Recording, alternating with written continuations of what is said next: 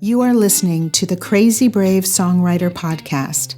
This is a podcast about the magic of making music, one song at a time. My name is Lisa M. Arreguin. I'm happy to be your host for today. Welcome to my second season of the Crazybrave Songwriter podcast, where I'm going to have a chance to stretch out and talk about super important and meaningful concerns for all artists. The focus for the season is wellness for creatives. If you are a musician, singer, songwriter, painter, or dancer, then I'll be loading up the season with information on how to deal with our runaway brains, how to work with our ever-changing moods, and offer some coping strategies to deal with it all. And we'll get a chance to hear from musical artists who speak about these things as they create new music too. If some of you don't already know, before I began my career as a songwriter and business owner, I earned my master's degree in psychology. I was always interested in the creative brain and why I think the way I do. So let's move forward together this season and see what we can learn about ourselves.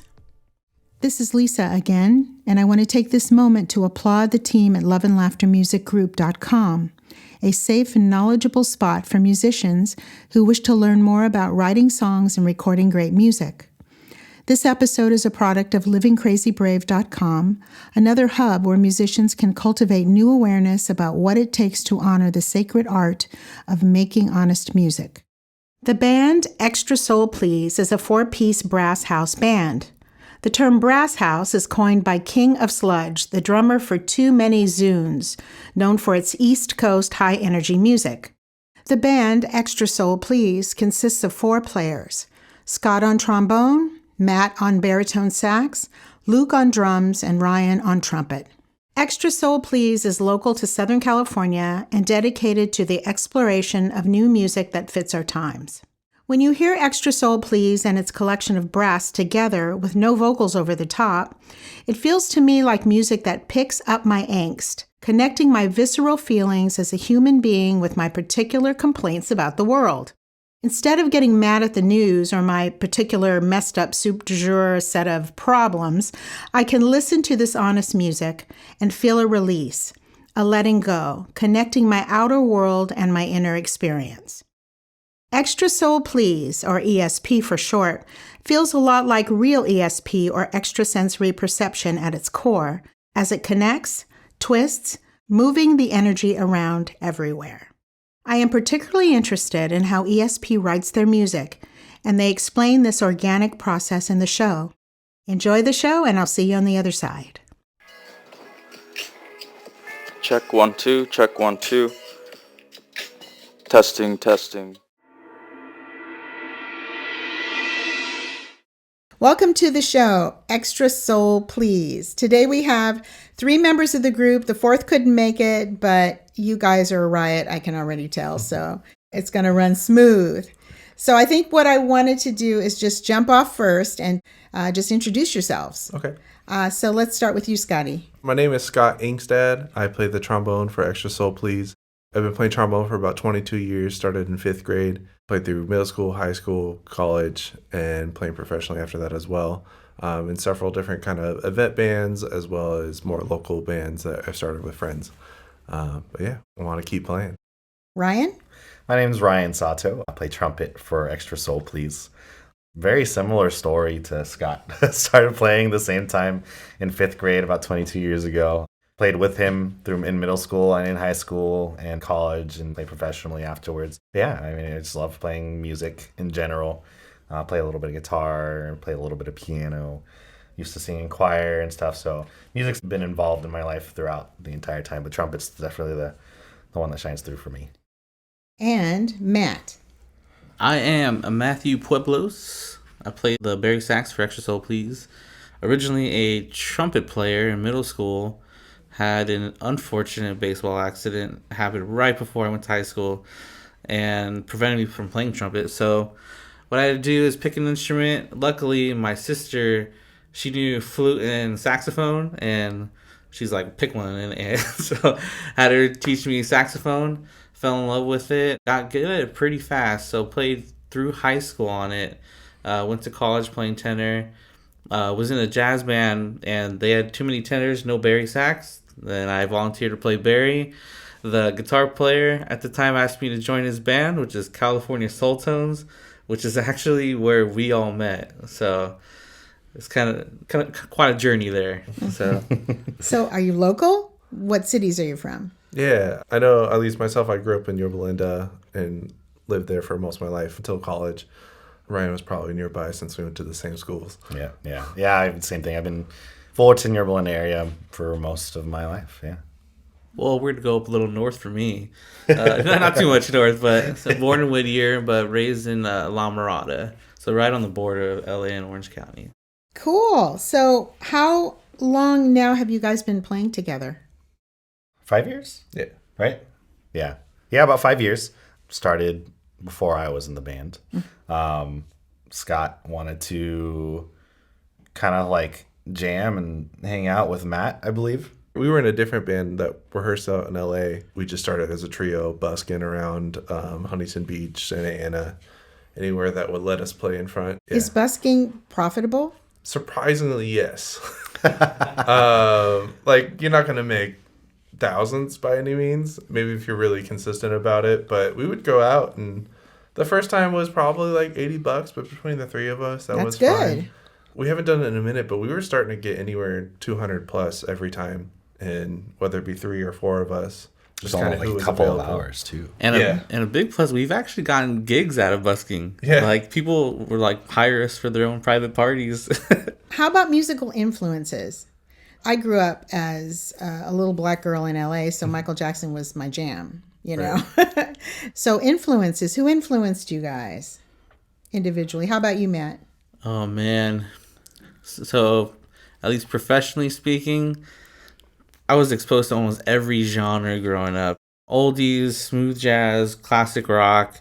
And then I had older siblings that were into hip hop, rap, alternative rock. I gravitated to all of it. So what's cool is that I pull from all of those in different ways. So every day, like I'm feeling one more than the other. So I'm constantly kind of changing in that way of how I view music or play, or how I want to play something. Because it's like one day it's like, hey, I like to play a little more country or think country. The other day it's like, hey, I want to think, hardcore metal or something. So it's kind of interesting for me, but I haven't really had like a one or big, huge influence. Yeah, and how about you, Ryan? A lot of musicians that I know pull influences from everywhere. For me, I grew up, my mom exposed me and my brothers to like a lot of classic rock, because that's what she grew up with. So like Led Zeppelin, Pink Floyd, things of the like of that. So that really influenced me a lot when I was younger. But when I started playing trumpet and becoming more serious about it, that exposed me to the whole other side of like jazz and R&B and funk and orchestral music and soundtrack music. So being exposed to that, and it's kind of the same to Matt, where any given day I could be pulled one direction or the other. Even when writing music, whenever I'm writing, it's kind of like whatever I'm like absorbed in and listening to right now, I definitely feel like I pull influences from that. So writing songs could be, and the influence in that could be different from day to day, week to week. And Scotty? Growing up, my dad had me listen to a lot of Chicago. So Chicago's definitely had a huge influence on me, even if I didn't realize it at the time.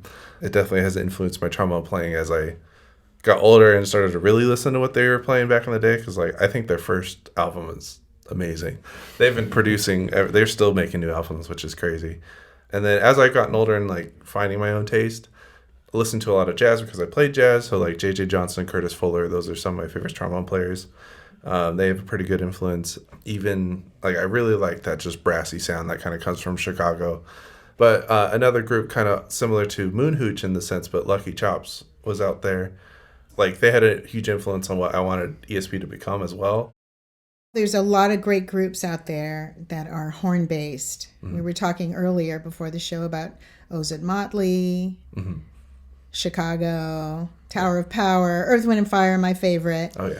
But you guys are keeping it strictly horns. You don't have any vocals that you have on your album or anything else. So do you want to kind of venture into that area a little bit, or just keeping it all horns? I think that's something that it's definitely on our mind for the future.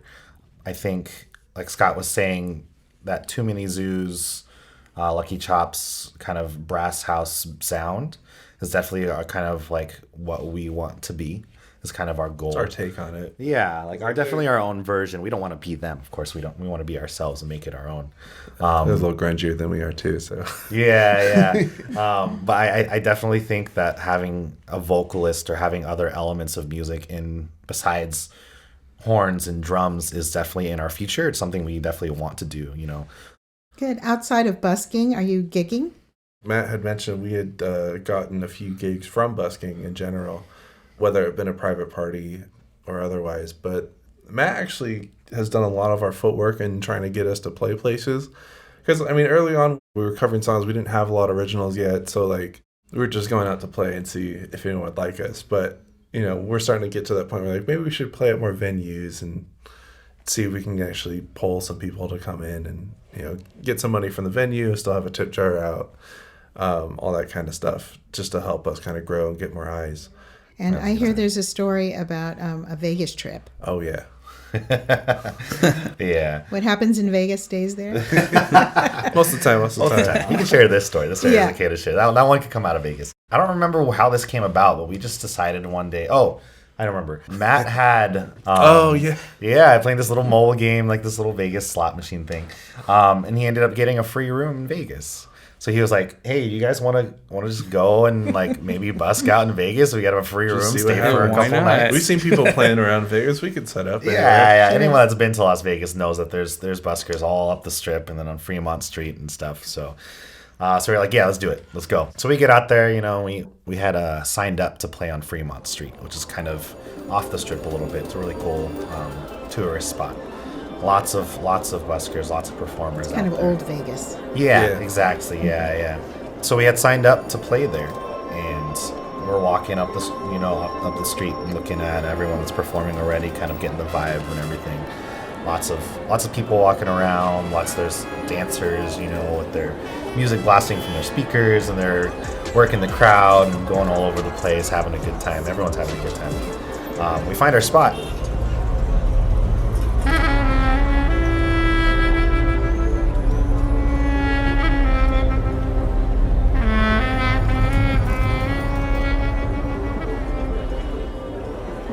We're having a good time, we're playing our songs, we're getting a crowd, playing next to this bar, and everyone's sitting at the bar watching us. After a couple of songs, one of the security, police people come up to us, and we're like, oh, they let us know, you're not supposed to leave that circle during your time. And we're like, wait, but there's 4 of us in a full drum set. How are we supposed to stand in a circle, Yeah. And they're completely unreasonable. Yeah, we are a small band, but 6-foot circle with I a don't full think drum they expect kit. us to just give up, pack it, and leave. Yeah, we decided, okay, we can make this work. We can make this work.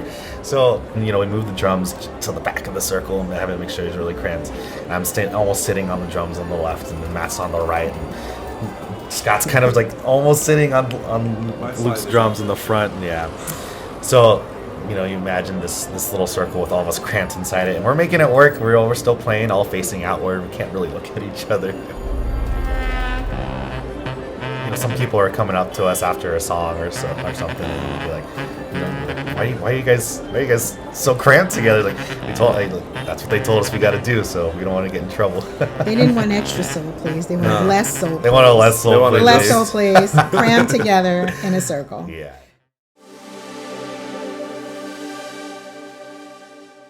I want to give a quick shout out to Focusrite Vocaster. It's the easiest way to get studio quality sound on your podcast. With 2 different input options to choose from, the Vocaster is easy to use, offers high quality sound, and recreates a professional recording experience in your podcast studio. I love it, and we use it right here in the studio. Good. What do you guys see for the future for your music? We just released our first EP. We're trying to expand the roster a little bit, if you will. So it's not really just brass, but just adds a little bit more structure to chords of the songs, which I think will be nice. Probably start recording again soon.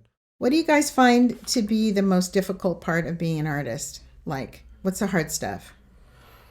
Oh man, people have heard of brass bands, but we do have our own take on it. And I still remember if there's a comment on one of our YouTube videos, it says you guys have that SoCal vibe of Brasshouse. People think of SoCal being more laid back, not as, grungy as these other bands are. And so us being us, trying to find places to play and let us play is very hard. It's very difficult. You got no singer. You don't have a guitar. Lyrics. Exactly. And even though we play covers and we let them know we play covers, they've seen videos of us, they're always just I don't know. I don't know if people are going to like that. And so I constantly got to, try to be the salesperson and, try to sell them on us. And it's a lot of being that personality when you're talking to them. You do got to play the game, and it is unfortunate, but it's kind of nice once we do get to play somewhere. Man, they love us. Every place we've had, they love us. They want us to come back. But yeah, that initial just letting us in, it's just something they're not used to. I really loved your video on Serpent, and we're going to highlight that in the show today and play it at the end of the show. But the video is so cool. I mean, I just loved it. I loved it for its simplicity and for the rawness of the song. So I'm going to put that link in the show notes too, so people can take a listen to and a look at your video. But tell me a little bit about how you put that video together. Who was the conceptual person to think about shooting in what looked like the desert? That music video was so much fun. It was a lot of fun. Kind of started after a FaceTime meeting with the band. We just talking about goals and stuff and setting up some plans. Scott and I were, still hanging out, shooting the breeze. We were talking about thinking about the music video. We kind of already knew that we wanted Serpent as our first, kind of our biggest feature on the EP. So we were just kind of thinking ideas, and I don't remember exactly what Scott came up with, but something to do with a snake, obviously, because the song is called Serpent. And, we were thinking how the desert be so cool. There's a spot that I know of that I've been going to since I was little with my family called El Mirage Dry Lake Bed. And I thought this is the perfect spot. I really, really want to shoot it there. We got the little snake, the little serpent. It's you found that, by the way. That credit goes to you. Yeah, I just found it on Amazon, to be honest. We just kind of thought of the initial idea in that night, and I just wrote a storyboard, and we got Matt's brother-in-law, Adrian Aguilar. He's Black Parade Productions. He shot the music video for us and did an amazing job. It was such a blast from beginning to end, creating that and sharing that with everyone and seeing everyone's reactions to it.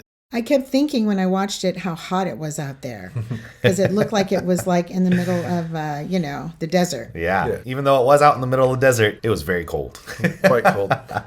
How cold are we talking? It was sub 30 degrees Fahrenheit cold. Yeah. At least in the morning. At best, it got 50. Yeah. We really, really wanted that sunrise shot, and I remember shooting that. And we couldn't wear jackets in the video, and I remember I couldn't feel my fingers. I was like, "Oh my gosh, it's too cold." One for the team, Matt. Yeah, that was the first scene, because it was 6 a.m. on the dot. The sun was coming up, and we really wanted that sunrise shot, as everyone will see. Hopefully they'll watch the video after. Matt was the first one. Everyone else, we have some pictures of behind the camera. Everyone's bundled up in 2 jackets and beanies and hot gloves and everything like that. Yeah. Yeah. So, good job, Matt. Thanks. Yeah, Matt really took one for the team there. It's good. They had a jacket ready for me. So. So what is your writing process? You're not writing lyrics, so you're looking at melody and rhythm and concept, right? Tell me how you come about writing lately, and has it changed since the beginning to now? Yeah, we have used a lot of different techniques to write songs.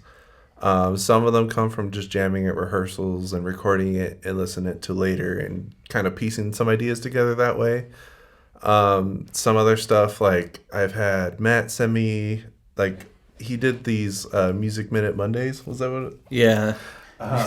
He just had this minute idea that he posted, and I went, I like that. Send that over to me. And then I just completely chopped it up and made a whole other thing out of it. And then, once we do that, bring it to the group, and then we have sheet music and we just try to read it down and see what works. Although it sounds good on the computer with whatever MIDI sounds I'm making, it doesn't always translate to horns. and then other ideas just click right away. What would you advise to other artists? And can you guys talk a little bit about the mental health of music? This is one of my favorite subjects. So what does it do for you therapeutically? Why are you together to get music out to the world? Are you hoping that it does something for people? Or what's your take on that? How about you, Scotty? Music has always played a role, like just my well-being in general. If I'm having a bad day at like my day job, if I know I have rehearsal that night, I know the rest of my day is gonna be good. Like, That's good. Just getting the time to actually play with other people is always a great time, and a good stress reliever, and kind of keeps me sane. If I'm at home and I'm just frustrated about anything, I can go to my room, put on some backing tracks, and just play and let all those frustrations out there, and just let it go through my horn. And then sometimes I'm like, that was really cool, but I don't know if I'll do that again because I won't be as mad to get those ideas out. How about you, Matt? Like Scott said, and probably like a lot of musicians, it's a good outlet for me. It's always been there to kind of explore, even like kind of myself as well. I do like realize, like, going through phases in life of seeing how I change and seeing how my music changes, it has helped so much. I always thought if when I was a kid and I would play just on the piano for hours, banging the same thing out over and over again, and my family would leave me alone about it, I thought, wow, this is great. Like they're leaving me alone.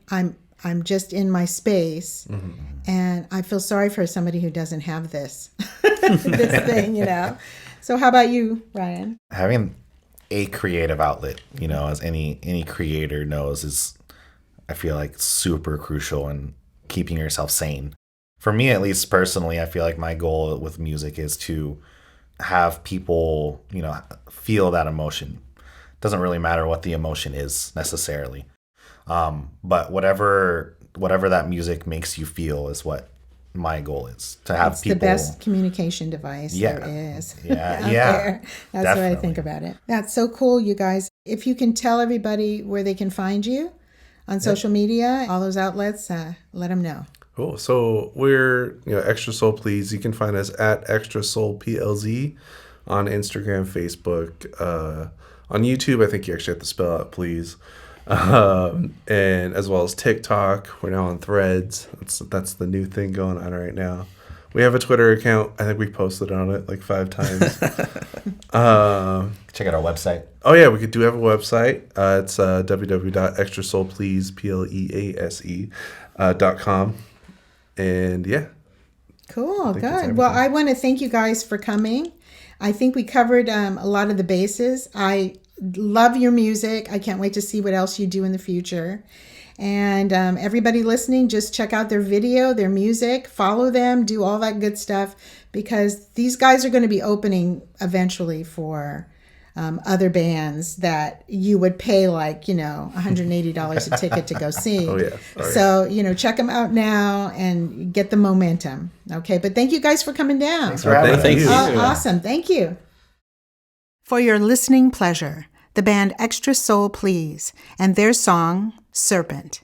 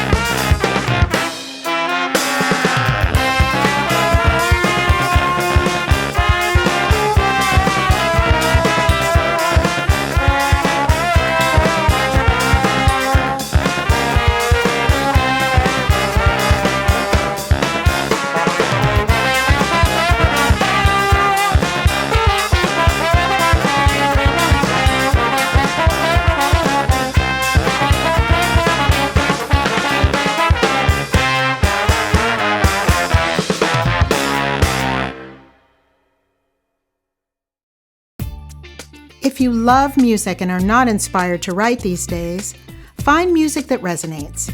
It might be classical music that soothes your rough parts. It might be rough music that speaks to where your heart is at the moment. Or it might be Disney music that helps you believe in the innocence of something bigger than yourself.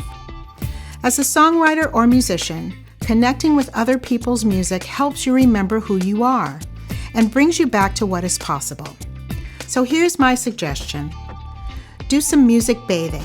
Pick an hour to listen to other people's music, not while you're doing the laundry or cleaning the house, but instead sit down and make a thing of it. Break out the old record player if you have one and read the jacket cover. Lay in your bed or dance around the room and let the music wash over you. Hear the horns, the rhythm, the lyrics, and the flavor of that music. Feel what it does to you. Really listen. This is like therapy for musicians and songwriters and a whole lot cheaper. Remember that you are different from just any old person listening to music that they love. You are a musician, a songwriter who needs inspiration, like a painter needs a museum or a sculptor needs a trip to Paris. Connect with inspiration again and watch the ideas start to flow. I'll leave you with this quote. The true beauty of music is that it connects people. It carries a message, and we, the musicians, are the messengers. Roy Ayers.